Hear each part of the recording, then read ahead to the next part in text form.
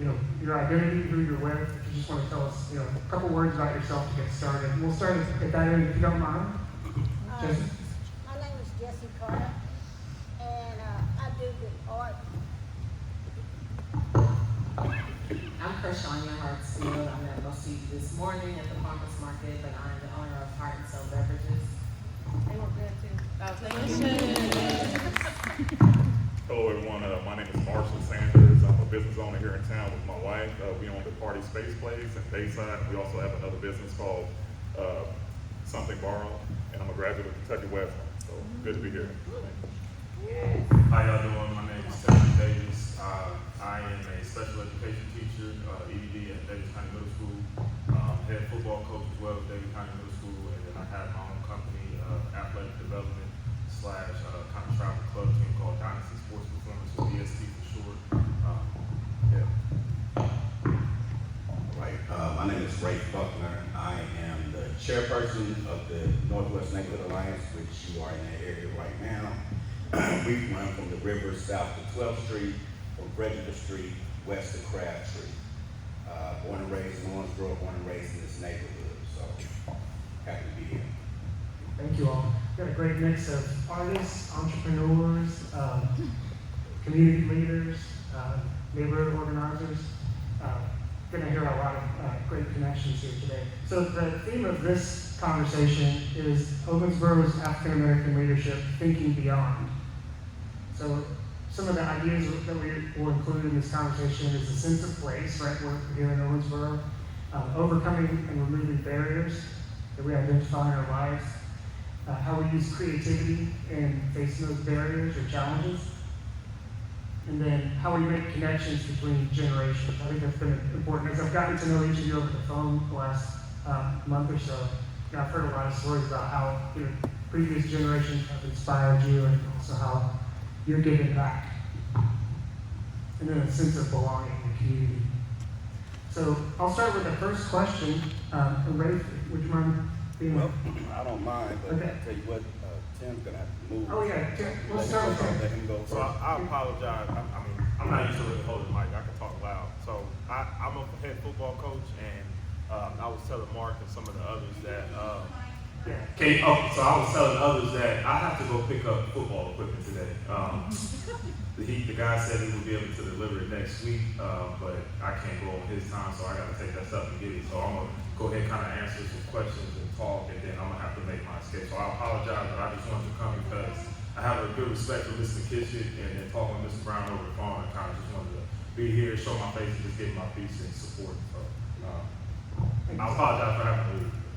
Yes, you're going to answer the first question. Okay, let's go for it. So can you repeat the question? I want to hear from you while we got you. Just another housekeeping thing too. I want to say before I forget, one of our artists and one of our entrepreneurs have products here that they're going to tell you about over on the tables to your left. It's Jessie Carter's artwork and Crashaunya Hartsfield's Heart and Soul product. So let's start with you, Ms. Davis.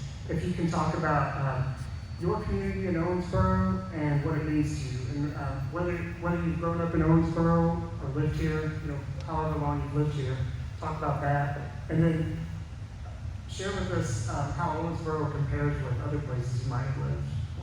So I'm an Army brat. Both my parents served in the Army. I graduated from Fort Knox High School here in Kentucky in 2005, and then I came to Owensboro on a football scholarship to play at Kentucky Western College. I actually went to school with Marshall right here.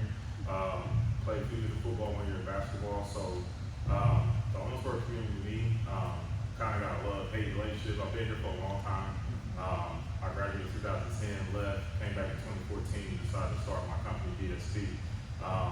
Since I've been here, working, growing, meeting a lot of youth, some of the adults here, I've built a relationship with some people. And again, my company, coaching and sports, I've been involved with the youth a lot. I actually raised my brother when he was here, graduated from Owensboro High School, and seeing him and realizing where I'm at, what I've seen. I've traveled all over the U.S. I've lived in Florida, Georgia, Colorado, Virginia, North Carolina, and I'd say I'm pretty cultured and I've seen some things. And I've told a lot of the youth here that you got to think past Blue Bridge. There's a lot more out here A lot more, you can see a lot more opportunity. But one thing I always tell them, you always come back home. I think a lot of these kids kind of scared to leave the nest or take a leap of faith. And that's something that I did. I moved from Southwest Georgia to come here to try my company. Had some highs, had some lows, but at the end of the day, you know, I feel like the community here needs to just continue to come together, talk to each other, talk about the needs and the wants and what's possible, and not just negatively criticize a lot of the people here. Because I feel like there's a lot of good people trying to do some good things, and I don't know if it's because of, you know, family history down the line, a lot of stuff I don't know or whatever, but sometimes I see just a lot of people kind of, you know, just not be there to support a lot of the stuff that Owensboro has and needs. I try and talk. I'm a teacher now. I have a 13-year-old daughter. I have a 2-year-old son. My son was born here. Coaching here, I built a good relationship with the kids and one kid in general. Just the past year took his life. His name was Hartsfield. I knew that kid since he was in 7th grade. Coached him in travel basketball, built a good relationship with him and his family. So, you know, that cut me deep, knowing he did what he did and feeling like, hey, he couldn't pick up the phone and call me. So, you know, anytime I'm coaching, whether it's at the middle school, I can see some of the kids around, I say, hey, how you doing? You okay? You know, just learning to ask that question and, you know, kind of give it open-ended so somebody can feel like they have somebody to talk to. I really hope that Owensboro can come together in these dark times, because I know this year alone there's been a lot of bad stuff going on with these kids and these youth, but I feel like there's so much potential here. Just the right people who can come together and be there for these people. So, I don't know.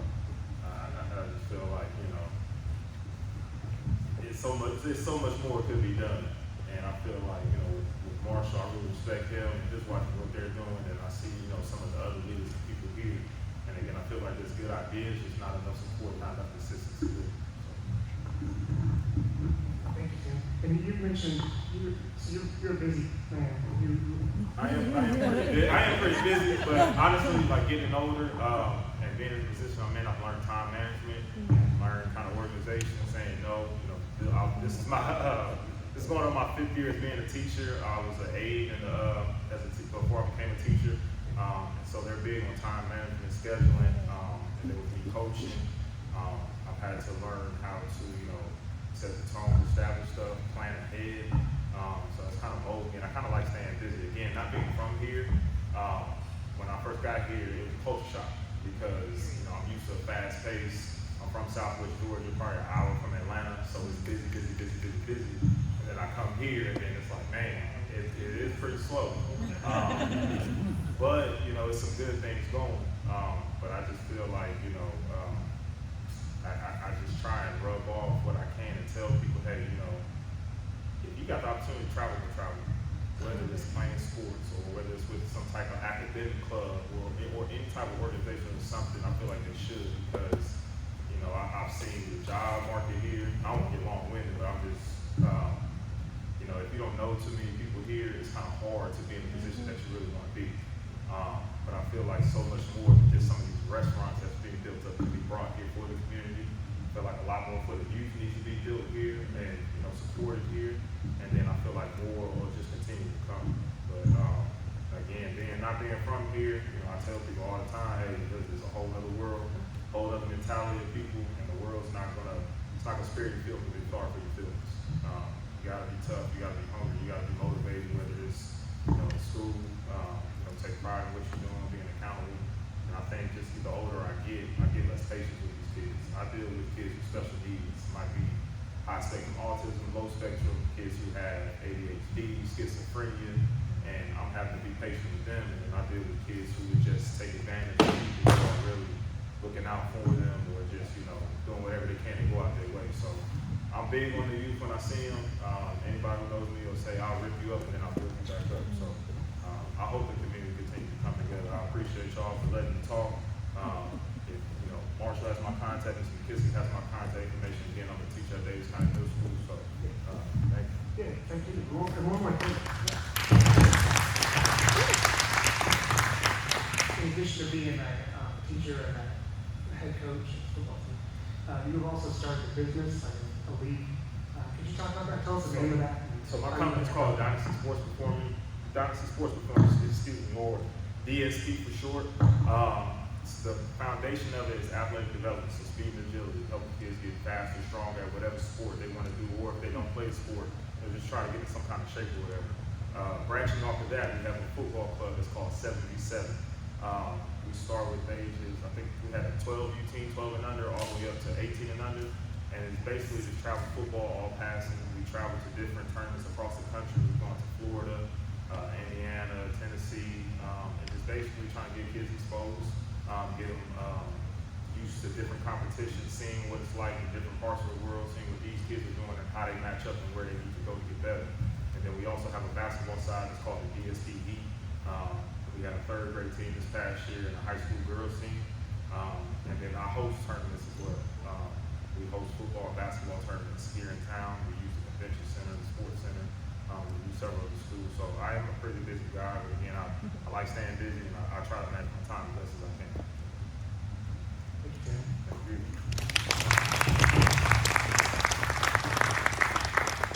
I do gotta make that escape, so I'm sorry, y'all. I appreciate y'all. Y'all take it easy. Thank you, Mark. And that's amazing. We went to college together, and I never heard him speak like that. He's long-winded. But that's my guy. Good guy. Since you all have the college connection, Yeah. Marshall, could you talk about that? Sick. Kentucky Wesleyan, your background, being an intern. Yeah, I should have. Could I'm you good. share, yeah, please use the mic, we want to make sure. I have a good projection. I'm sure everyone can hear me. We're recording. You good in the back? Can you hear me in the back? We're For the recording. for the Okay. recording, we do need a So microphone. what was the question? Okay, yes, we do need the mic. Okay. But the question is, we have the Kentucky Wesleyan connection that Tim just mentioned. And if you could talk about growing up in Owensboro, how that's similar to or different from other places you've lived, and just different barriers and challenges you've encountered while you're here. Right. Well, I came to Kentucky Wesleyan in 2000 and met my wife. We started a business here, and with Kentucky Wesleyan, we had I guess with Owensboro, it's what you make it. You know what I mean? You can be a big fish in a small pond in a place like this, and if you build good connections and reach out in the community and active, then good things can happen. It's what you make it. If you look for bad things happen, you know. And I'm a man of faith, and I've been blessed to have a wife of faith, and she's held me down and held me accountable, you know what I mean? And I try my best to lead by example and always be the man for my family that they need. I want to be the beacon that they see on cloudy days. You know, I want to be that light that guides them in when things aren't right, you know. And with Kentucky Wesleyan, I got my bachelor's degree in criminal justice. I was a collegiate basketball player, won a national championship, and it gave me an opportunity, a platform to do bigger and better things. I was not so much into sports, but I knew sports would get me the scholarship, allow me the opportunity to see the world. And I did that. I was able to play professional basketball and travel.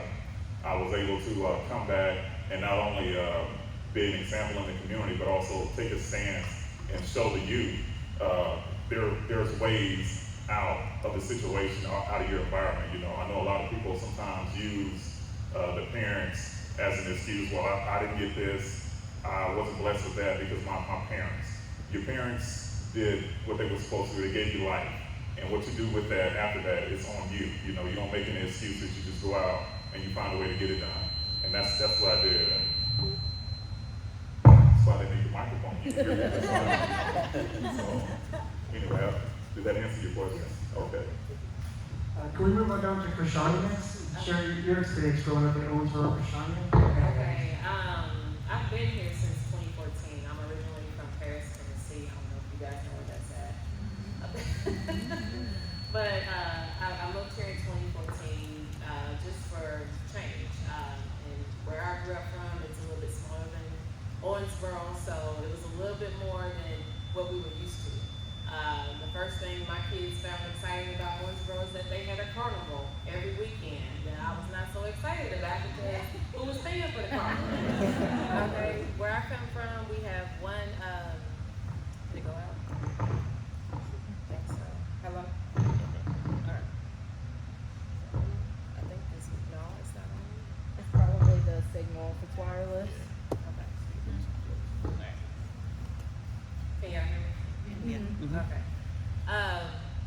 come from, we have one carnival that comes once a year. It's called the world's biggest fish fry.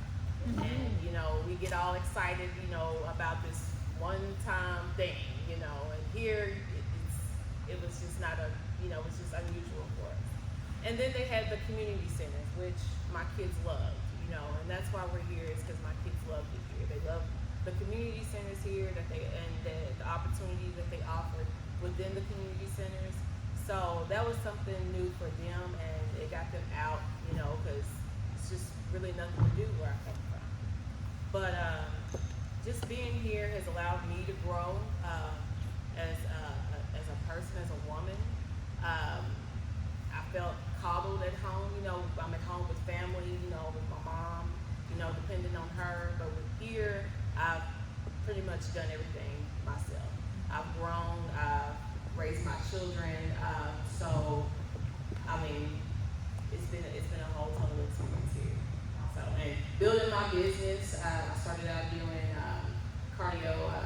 I started out as a Zumba instructor, and I got bored with that, so I've done cardio kickboxing, and I discovered that some of my students did not drink water.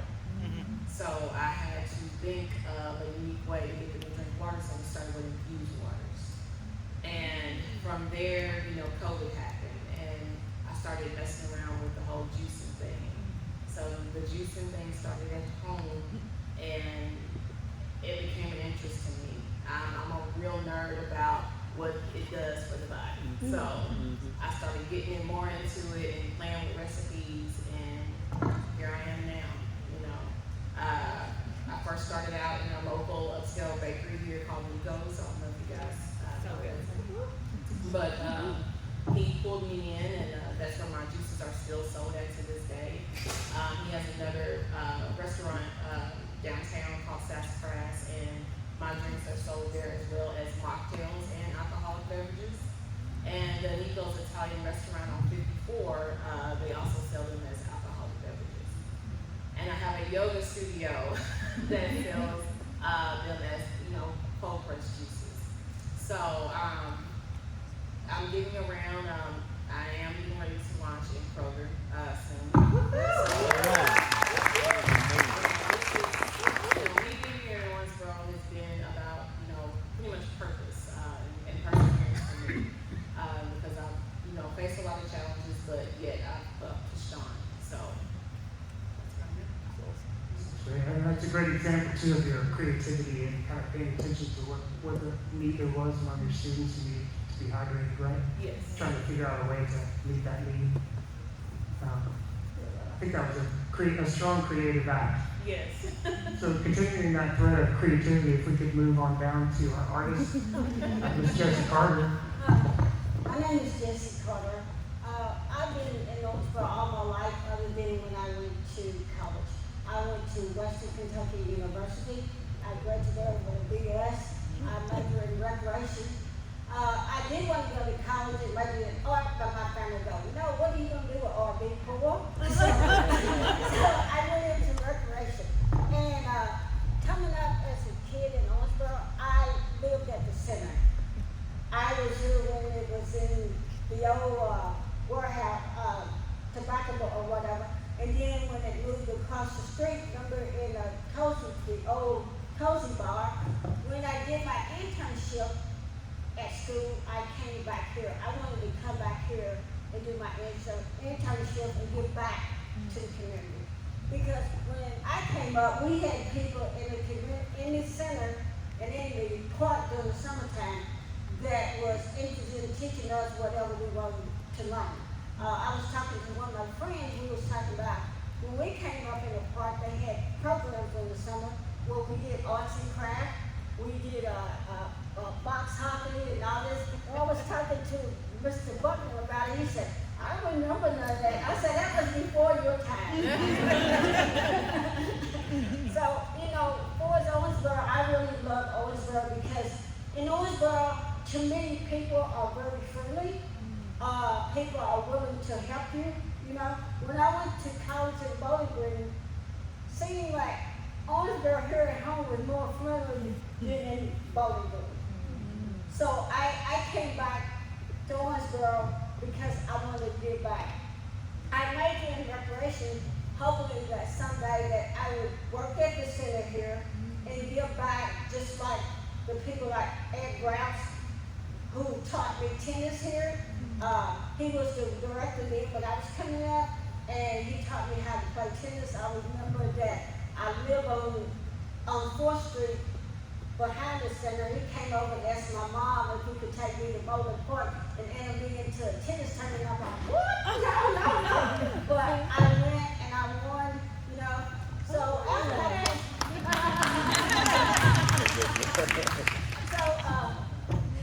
after I came back from college, like I said, I wanted to come to the center and work. That was what I wanted to get back.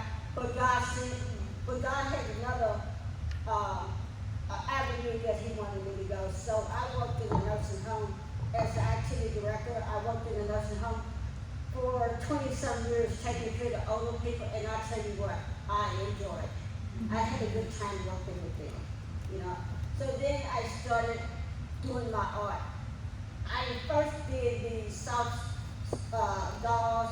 I owned the copyrights to my soft dolls over there. I was geared into the Kentucky Craft Marketing Program, but I had a friend who also helped me, and we made a promise to each other that if one of us go home, then we will no longer do the dolls. So I granted that, so I don't make the soft dolls anymore. So one day in my home, I was sitting in the living room and I'm like, Lord, I miss doing my art. And I felt like he said, hey, some of you, here, you can do it. And I'm like, do what? I can't do the dolls anymore because I'm going to keep the promise. So anyway, I went in my building out back, found some wood, some had some material and all that. And that's how the black sculpture came about, the female black sculpture. And then I kind of wandered into a driftwood. So I make the angels out of driftwood.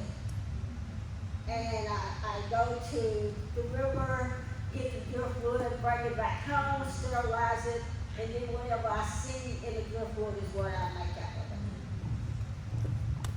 It's amazing.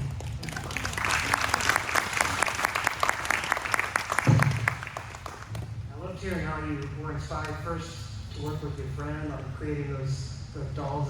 You told me about were stuffed with sawdust. Is that right? Yeah. One of the dolls, I had a lady who was old enough to be my grandmother, and she said, Jessie, let me show you something that we did when I was a little girl. She still had it. And it was this doll.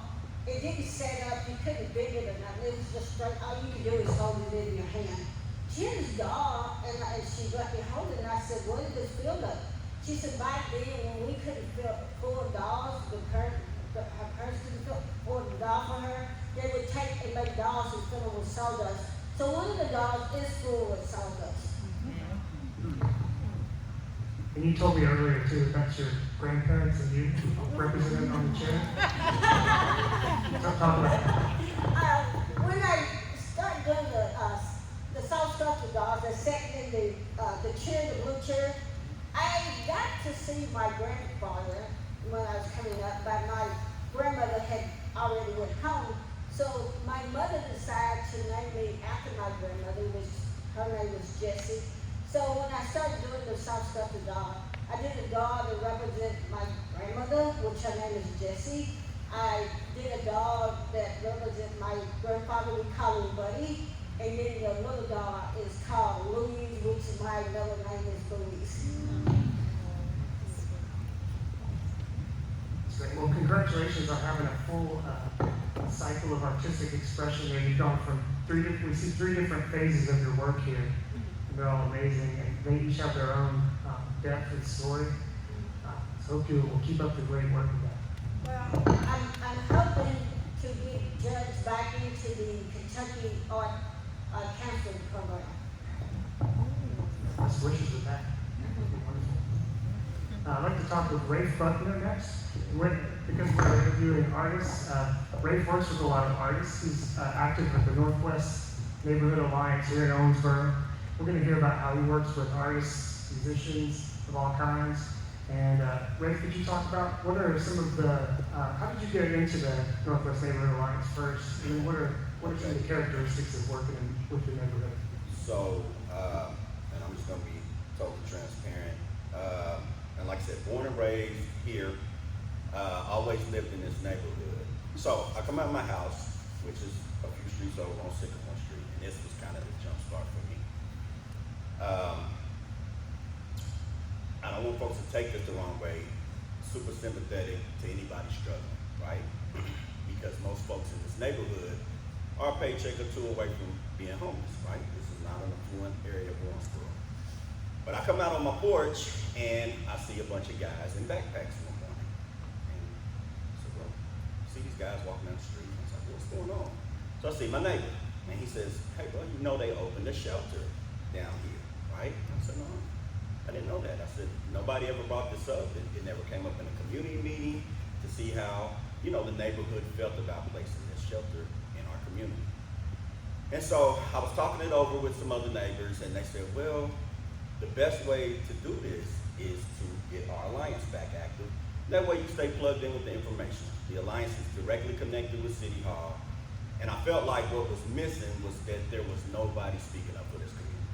And so I went around, got 9 folks to sign up, which formed our board, and went through the whole process to get everything started. So the next thing was targeting things that we felt like were missing down here.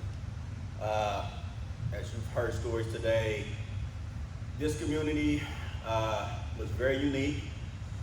There's no place, even today, there's no place, and this neighborhood has changed a lot. When I was a kid coming up in the 80s, born in 1976, we still have the remnants of coming out of segregation, right? So everything here that you saw was black centered. This center, you had daycares across the street, you had bars and hole in the wall places all up and down the street. So this was the center of Black Owensboro, Davis County. So you have Baptist-town, which is this neighborhood, you have Mechanicsville, which is west of us, and then you have Snow Hill, which is the east side of Owensboro, kind of the center, all the way up through there, Jackson Street, Hall Street. But your business was centered here, and so this was where everybody came. You came here to hang out, you came here for the Neblett Center, which was a huge anchor, Kendall Perkins Park, which was the Dust Bowl, everything was here. And so over time, things had kind of started to die out. When I was a kid, the Dust Bowl was a huge event. And I know times change and things never stay the same. So it had just lost some of its luster. When I was a kid, the Owensboro Black Expo was very active. They had a great talent program that was at the old, help me out here, the hotel on the river. Yeah, at the Executive Inn. Awesome event, 1,000 people in there. And they gave away scholarship money. So that had kind of died down. But some things, not so much that folks weren't, that the elders weren't into it. It's just their kids changed. They weren't wanting to get up and sing and do all the things that they did back then. So we started trying to look for things that young people could relate to. And that were gonna get folks off the phone, talking to their neighbors, interacting with one another, being social. So one of the first things we did was we did an Easter event that we do every year. We build it free food. We have a guy in the neighborhood that puts on the Easter bunny outfit, comes down. We do an Easter egg hunt. We give away a bunch of baskets and raffle off a bunch of bicycles. And we've been doing that for like 8 years now. Then we started doing a basketball game, which is Baptist-town versus Mechanicsville. And this was a third, it was old people, right? We got the old guys out. So the young people can see the older folks dealing with them. Now these are guys that if we could go back in the 90s, they were doing the same thing that these young people are doing now. They were shooting at each other. They were doing all this stuff, but as they've grown and become adults and stuff, they put these differences to the side. And so we wanted the kids to see, like, well, hey, they had, your uncle had the difference with this guy over here, but now they're on the basketball court, yada, yada, yada. So that was one of the things. We felt like culturally, which is probably one of the things we really want to speak to as art relates, one of the biggest things we felt like was missing here, or I did anyway, and let me speak for me. I don't want to speak for anybody else, speak for me. Was culturally, we didn't have any representation here. You didn't see us in images. You didn't see us in sculptures. We were nowhere to be found. And like I said, I'm born here. All the way through school, we never, Martin Luther King, okay, you know. But outside of that, I didn't see people with braids. I didn't see people with locks, you know. I didn't see those like images. So I have a good friend that lives in Los Angeles, South Central. And I went to go see him, and he took me through the neighborhood. And they have this wall. You can Google it. It's called Crenshaw Wall. And it is a timeline of African world history. And it runs like 2 blocks long. It's dope. A group of artists got together and they decided they wanted to put this imagery on the wall. So I came back home, sitting on my front porch, talking to some guys, and I was like, we've had this wall at our park. So the story I've always been told about this wall was in the 50s, we had segregated pools and stuff, right? So we had our pool in our park. We buffered up against some white neighbors that lived behind the park, and they were concerned about African Americans being out there with shirts off and bathing suits and bikinis. So I guess they talked the city into putting this wall up, which was really, you know, just to keep us apart, you know. So I talked to my guys and I was like, dude, we can do what they did in Crenshaw on our wall. We can reclaim this wall, which was supposed to be a negative. We can come down through here, put some beautiful art on here.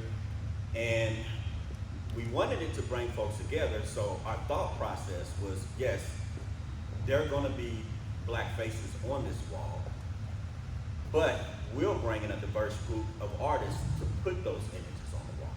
So we've had white artists, we've had Hispanic artists, we've had black artists, we've had women, you know, and so we're in the process of getting that up there. I think it maybe 8 images on there now. There are 24 total images that will be on there when it's finished. Actually tonight, I don't know if you guys are gonna be around. Tonight at 8:30, we're actually unveiling an image tonight, which will be the original founders of the Dust Bowl, which is an outdoor basketball tournament that's been going on for 50 years. It's one of the longest running events in this area, probably the longest running sporting event. And so we're gonna do that tonight at 8:30. But that was the whole idea behind the wall, was just getting some images that young people could look at and say, well, hey, because we've got kings and queens and black police officers and black judges and black doctors. We're gonna have all of this stuff on there. And we just wanted, like I said, kids to see a reflection of themselves. So that's what the whole thing. It's a wonderful thread of inspiration. I had a couple more questions before we turn it over to audience questions, if we're doing okay on time. Crashaunya, you're part of the Northwest Neighborhood Alliance as well, is that correct? Yes. Could you talk about, what do you bring to the group? I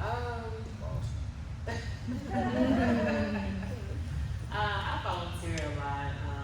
I come from a family that is very giving, and that's where it was, that's where it comes from. It comes from my family teaching me that they never turned anybody away.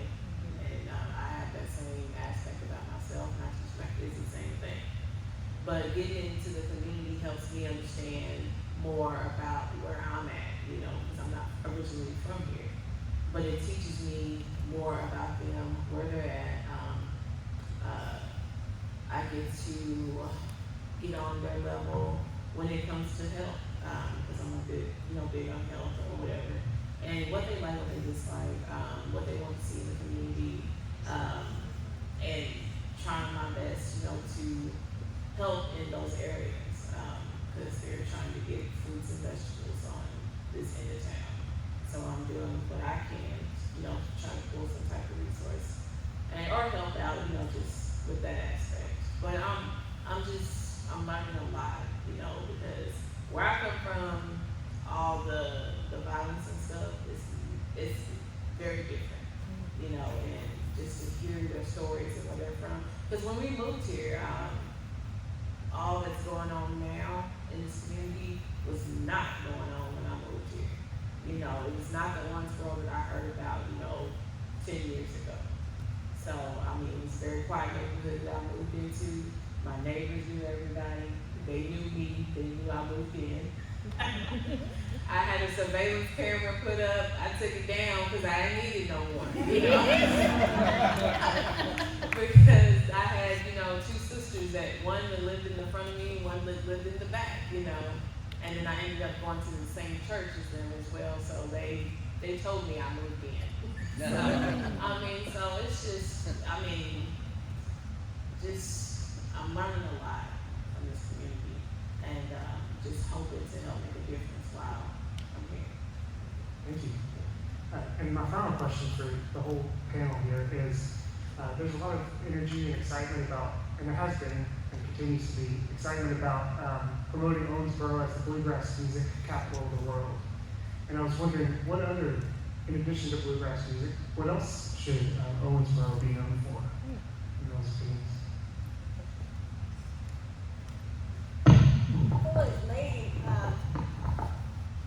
I love doing art and I do black art because in Owensboro, you do not see a lot of black art.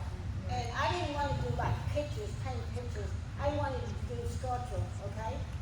So I say that one reason I did the black sculpture is because way back you would see black sculpture done as black. You know what I mean? Black. And sort of bothered me. So I decided that I wanted to do black sculpture brown the way some of them all. I mean, blacks are different colors, shade of brown. But I sort of got offended, you know, so therefore I wanted to show the community, you know, black a different way, not the way we've been known to be shown. Okay. And then another thing I was talking to Mark is I don't like to see program in the community where we introduce the kids to art. I mean from A to Z, not arts and crafts. Let them know that you can take art and you can make a business out of it. Because let's be honest, not every kid is gonna go to college. Right. So, you know, there's some kids I guarantee you have the ability to do art, paint, draw, or whatever, but they don't know what to do with it. So I wish we had a program here in our community that would introduce the kids to art. And I just feel like we're lacking in showing black kids about art and what you can do with it. And it's just not arts and crafts. Right.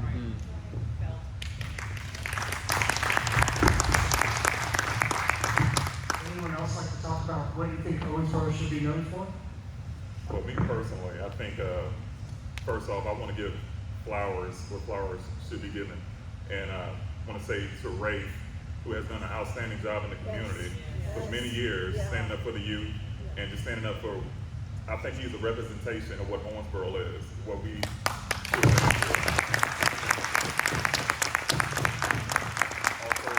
Also Crashaunya, she has done an amazing job in the community as well. And I tell you what, like some years back, before Olga took over with the Neblett Center, it was kind of taking a path of downward spiral, I believe. But when she came in with the passion that she brought to the table, the love for her community, that you can just, you feel it with her, you know. And she is one of the reasons that I have become more active in the community because I was inspired by Olga.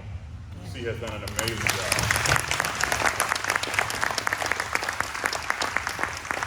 And lastly, my biggest inspiration has been my wife. She is one that goes over and beyond to do her part in the community. She's not about the talk, she's about action, and she stands up. So what I want Owensboro to be known for, not the barbecue festival, not bluegrass, but the diversification, you know, the unity. We all can make a difference and make a change in this community by coming together and having leaders as such, you know, be a part of it. So I just thank you all for having me here, and I thank you all for doing what you have done in the community.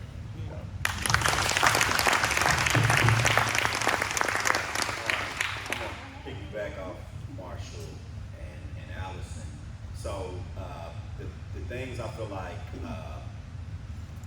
should be known is the diversity that's here, and I feel like Owensboro should embrace it.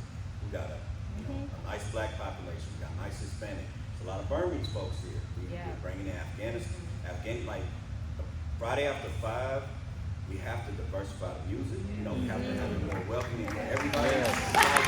These are the type of things that we've been pushing for, and I think they're listening, and I'll tell you why I think they're listening. Does anybody remember the show, The Real World on MTV? Anybody, you know? So, the second season, they had the country music guy come from Owensboro. Listen, I was proud, but I was also mad because they came to Owensboro and the black chick got on there like I didn't see any black people in Owensboro. And I lived in Cincinnati at the time. And so everybody's, you know, you from Owensboro? Like, what they saying on black? Well, you know, you met me. But we, so you know I'm from there. But it's almost like we've been in the back a lot. And so when I talk to folks uptown, I'm always like, yo, like, we're here, show us. So these two, who are great examples, was Visit Owensboro. When Visit Owensboro started advertising, I look in the magazine, it's these two. Downtown on the waterfront, beautiful black couple that are here doing. Ask me how. Oh, well, how did it happen? One day I looked at a magazine and it was like, Owensboro's got everything you want. And it was none of us. Exactly. Oh, wow. And so it started with a conversation with Candy Sprite, and she was like, you're right. Like, I mean, like, you know, I went back and forth, but she's very passionate about her volunteers. Right, yes. Understandably so. But it was from there, and they were very much more intentional. They were like, well, would you do one? It's like, you can't talk mess and then not do You don't it. want to do it. Absolutely. Absolutely. Yeah. Thank you. You're absolutely right. Those are the type things that we try to change. And I'm always open, and I know everybody up here is, to listen and talk to whoever that's trying to push the town forward. And so, like I said, I appreciate you guys coming and allowing us to speak today. Appreciate you. Thank you for your time.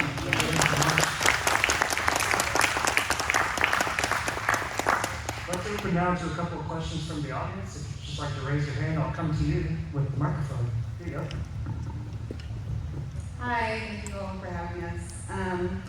So the past 2 days we've had a lot of panels, and common themes that I've noticed are the sense of community or a lack thereof.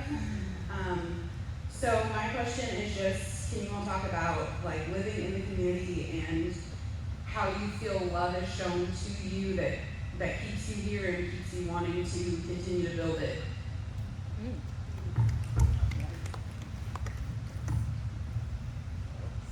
You're not even from there. Speak to that. What made you stay? Such a bully. As she said, I'm from St. Petersburg, Florida. Coming here to Kentucky, it was a big cultural difference for me. You know, it took a lot of getting used to being here, and I had to adjust. You know, but saying that, I also respect the fact that in a small town like this, you have such a good feel of community, you know what I mean? Like I said before, if you want to go out and seek good things will happen. If you go out looking for bad things will happen. And so as far as like the community involvement and stuff like that, I think that we as a people collectively all have come together and done some great things here. I don't know if I'm answering your question directly, but I'm kind of caught off guard by that. I wish it had been a little dumb it down for me, you know what I'm saying? Because I'm not as smart and intellectual as my wife is. At least that's what she says anyway. But no, I think the community, it'll be whatever you want it to be, you know what I mean? You look for good things will happen, so.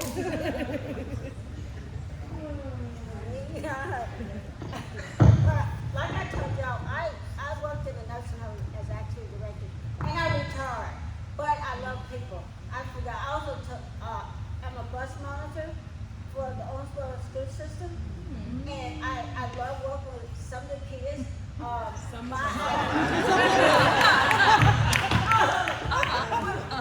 ideal is if I can turn one kid around, then I have done something.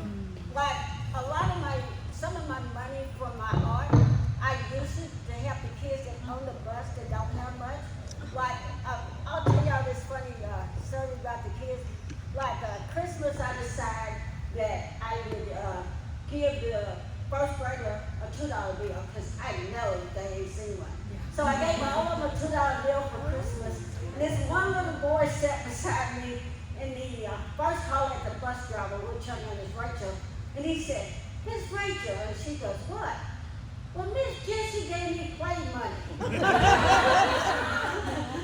And I told him, I said, "If I gave you play money, then we're gonna own that bank then." And he started laughing. And so then they went home for Christmas, and they came back on the bus and we started, you know, the next semester. And then I came and said, "Well, I asked my mother said that was little money. Do you got any more?" So I love helping the kids, you know, because I know how the kids are now, but I feel like if I can turn one person around, then I have done something. Yeah. I have helped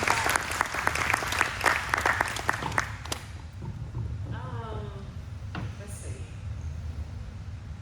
Ooh, okay. It's a little touchy for me. With my business, I pretty much gave it back to God, because this is more than just a business. This is a business that has literally changing people's lives. It will. A lot of people tell me that I inspire them, whether it be back home or here, because I've had some health issues over time, and which has pushed me, you know, with my business. I faced high blood pressure issues. They didn't know how I drove myself to the hospital.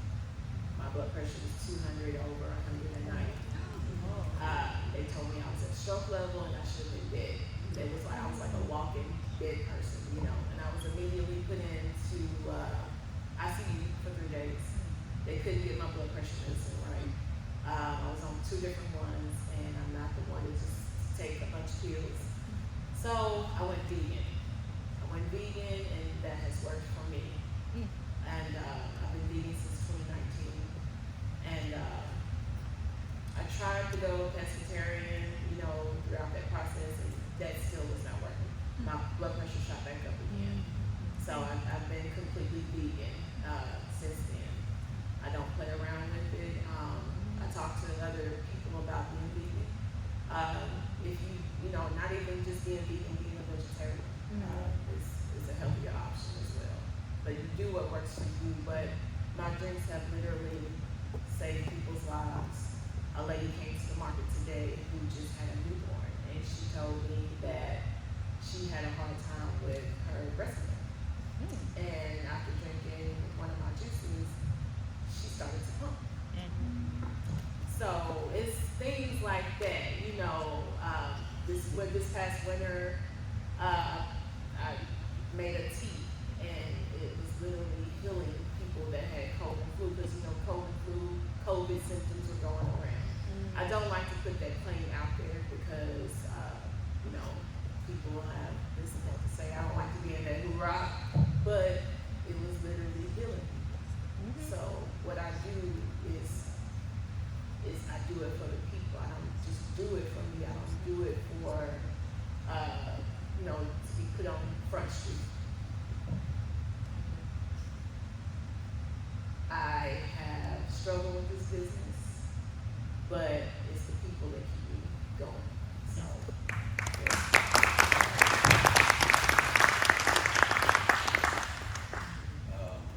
Community, right?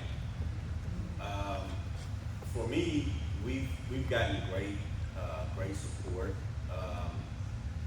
You know, we have events, and we'll have 300 or 400 people show up. We also do a outdoor music festival, this will be our 2nd year. It's called Moving on the Green. It'll be this year, September 30th, and we bring in 3 bands that do cover the genres of jazz, rhythm and blues, and it's a totally free event.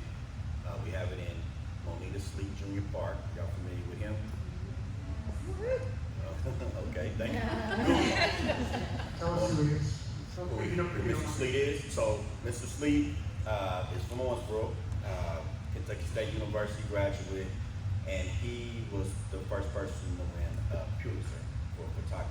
He has the picture of Coretta Scott King at the funeral, her and her daughter. And so he's from this neighborhood. And right up the street, kind of another one of those repurposed things. There was a school that was directly across the street from his home. Of course, this is in the 30s and 40s, and he couldn't attend that school, so he had to walk past that school every day. Well, they ended up tearing that school down and made a park out of it. And so it was named for a former city manager. We went through the process of getting the name changed. Now, the gentleman, let me say this too, because I believe he was a good man, but he had his name on another building. He was the only person in Owensboro history that had his name on two things. And so we said, okay, he's got his name on the building, he's still being honored, let us do this for Mr. Sleep. Because he didn't really have anything here. This is probably the most famous man to come out of Owensboro, Davis County. Like the BBC has articles on him, but you rarely heard anything about him. We didn't get taught about him in school, you know. And so we went through the process and super helpful with the city. They've never fought us on anything we try to do. So what Marshall is saying is true. The thing about being here, probably one of the things that has kept me here, is the fact that I can go and have a meeting with the mayor. Right? These people are accessible, right? Because you're in a smaller community. I can go and talk to city commissioners. We have them come to our meetings and different stuff like that. So firsthand, you get to touch people where you can really, you know, implement some change if you want to. And good to people. You know, you can come in here and rant and rave about stuff from the past. You just got to be willing. Hey, it happened. We moving past that. Let's make it better for these kids. You know? So that's kind of been the thing. But I left. I went to Tennessee State University. Went to Nashville. Was down there. Like I said, I lived in Ohio for a while.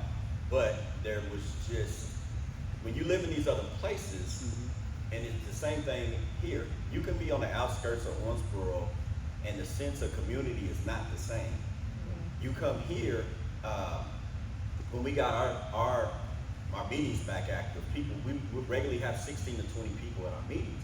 Other alliances are having 3 or 4 people, and they're like, well, how do you guys have so many people coming to your meetings? It's the love of the community, right? It's a different feel. You grew up here, their grandparents usually lived here, their parents lived here, so it was just that thing where you watch kids grow up, you watch families grow up, or you went to church with this family. So it's a very unique place, and so that's why I'm here. I think we're going to wrap up our narrative stage now. Let's give our wonderful